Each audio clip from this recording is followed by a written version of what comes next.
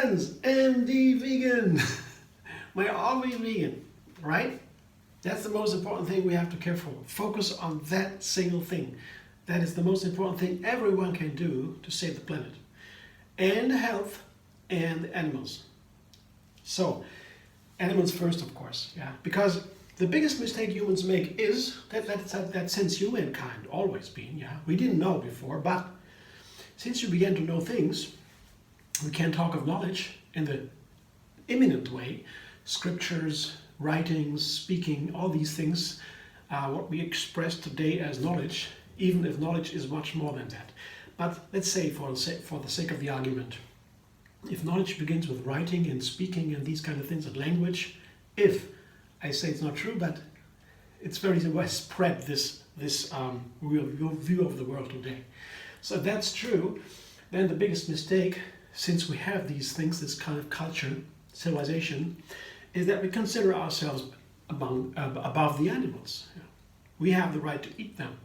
First we thought it's necessary because everybody did it. But now we understand what a big mistake that was. I think we have to see that putting ourselves above others is that a big mistake. It limits the freedom of our mind, and in the end everything is depending on that freedom. All kind of freedom begins in the mind. You have your physical freedom, okay, but without the mental freedom, even physical freedom is nothing. Yeah, nothing. Think about that. That's why I think that. I mean, if you have a different opinion, you can tell me. But now I make the vegan recipes because of that conviction. I want to help everybody to go vegan, yeah, and I want to show them how to do it easily. Yeah, and the easiest way is raw food. Yeah. I also cook, but raw food is the easiest way to start and to get to know the ingredients. They have two amazing ingredients.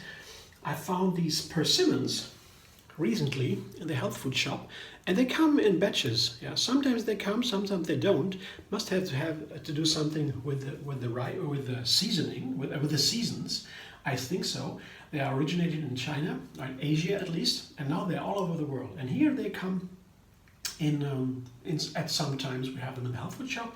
They're very delicious. They are different, basically two different kinds. The one with the tart peel and the one with the gentle peel. This one with the gentle peel, I don't need to peel it. I can eat it as is.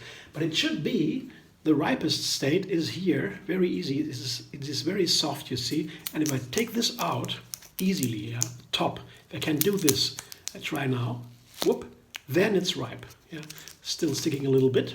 I can cut the rest, there's no problem. I just cut the rest because there's a little bit of dirt on the outsides. I cut that out. Yeah. But for the rest, I washed it, of course, but if you have the top still on, it's a little bit difficult. Yeah. And you see the dirt is in here. I just get it out, no problem. So this now is the ripe persimmon. Yeah. See what it looks like? Inside this wonderful color, so juicy. And even if it is riper than now, yeah, if you almost runny, liquid almost, it turns very, very, very soft. It's perfect then. Even then, when it's that liquid, yeah, it turns into a firm pudding-like texture when you blend it. That's amazing. And that is something that made me think, wow, what can I do with it? That's so nice for a raw food chef, because we have to be inventive. We have to create all these things we know from Pharma Kitchen.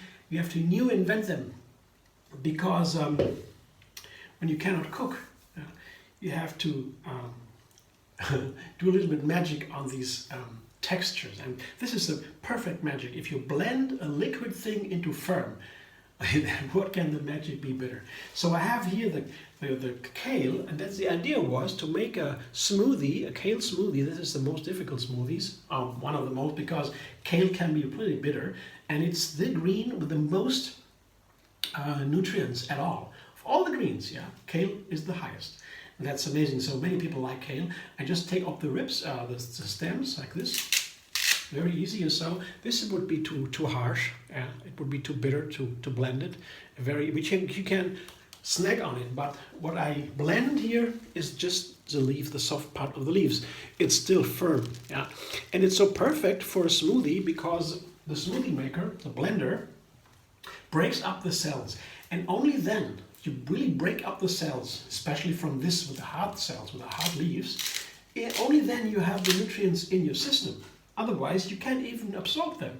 So, and you have to chew, of course, really thoroughly. But if you have it in the blender, it goes totally easy to digest. So, so that's what I thought. I take the persimmon as a base of a smoothie. Usually I take a banana, for example. That's a perfect base for a smoothie. It gets runny. But the persimmon gets more firm. So I have to put a milk. I have made this almond milk. This is a cinnamon almond milk with cinnamon and dates. Yeah, how to make it? It's very simple. Take as many almonds as you want for a liter of water, maybe a cup, or you have thicker milk, 2 cups or so. Doesn't really matter. And you put amount of dates as you're liking. Maybe you have 10 dates in here. Yeah, that's very sweet and very nice. And a tablespoon of cinnamon. And then you filter it through a nutmeg bag after, of course, blending. So I have to use that milk now because the persimmons, they turn too firm. There wouldn't be a smoothie after that. After blending, you would have a pudding. Yeah, and I don't want to have a pudding. I want a smoothie. Or drink it. So I put 2 cups, or even more than 2 cups. To begin with, almost half a liter of the milk. I can always adjust later and blend away. And in case this doesn't work, because the kale can be a pretty harsh flavor, can be bitter, if you especially if you harvest it too early, before the first frost, yeah, then the kale can be a little bit bitter. But the more nutrients it gets after the first frost, that's a perfect time for harvesting, and then it gets even sweet. But that depends what you get in the shop, you know. We don't all have our gardens where we can make our own kale. Yeah? But if you buy it, as I did now, I can always find out about the flavor of this specific kale. So now, I try to blend it without, but just in case, I have a half a lemon or a quarter of a lemon and a piece of ginger ready, because that usually helps with the kale to make it a nicer flavor. But I begin only without and a C. So very simple. Persimmon, kale, not too much, and a good amount of almond milk.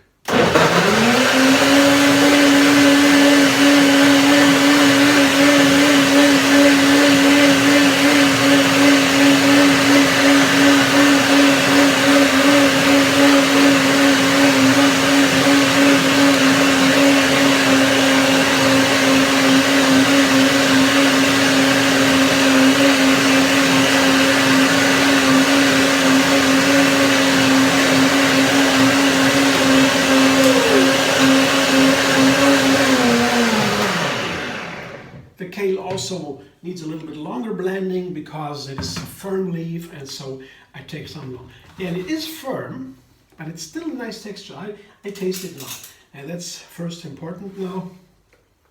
The flavor. Will it work? This is the thing I'm most interested in because of the persimmon. The persimmon has a very gentle flavor, very gentle and mild. But there's also a complex flavor which you only feel if you combine it with other ingredients. Then you begin to feel the complexion of this very gentle flavor. It's different from a banana. Banana goes more in the direction of bitter, yeah? When you combine it with the other ingredients. But let's see what now happens. Wow, perfection. Nothing more is needed. It's a wonderful kale smoothie with this wonderful almond milk, sweetened almond milk, and a persimmon. You see, look at the texture, isn't that nice? It's a wonderful creaminess. This is perfect for a smoothie.